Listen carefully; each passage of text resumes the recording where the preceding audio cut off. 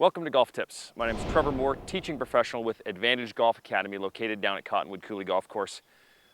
We're here today to talk about downslopes. We're hitting shots where we're moving downhill. Last week we talked about uphill shots, and if you tuned in last week, you're going to see some similarities or maybe some differences from last week to this week, but the common principles are going to remain very similar.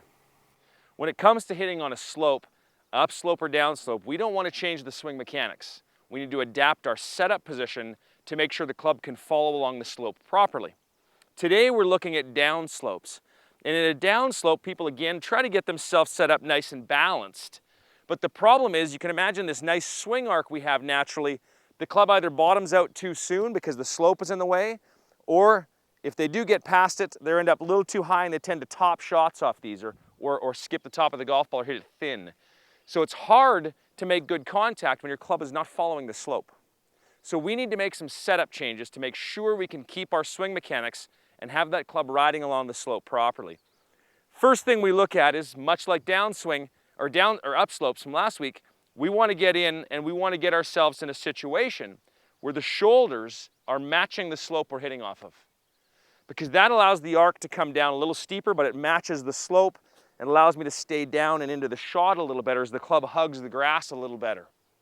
So you have to get your slope and your shoulders parallel to one another. Big key. When we get that adjustment happening, we have to understand how this impacts ball position. Club in the middle. As I tilt and match the slope, you can see the ball is now going to need to be positioned further back in my stance off a downslope to make sure I catch it sooner on that slope. Okay, so we adjust shoulder position, accommodate that with a better ball position for the slope. From here, we're getting ourselves into a position where our contact is going to be better. But we have to understand how to adjust club selection on these shots. When we take this club and we tilt it back in our stance and we move our weight leaning forward, we end up decreasing the loft on our club face. Essentially, if I'm standing here with a 7-iron on flat ground, and I make my changes moving the ball back and matching the slope, I've now turned that 7-iron into more of a 5-iron. All right, that ball's going to come out low and it's going to come out hot and it's going to run a lot.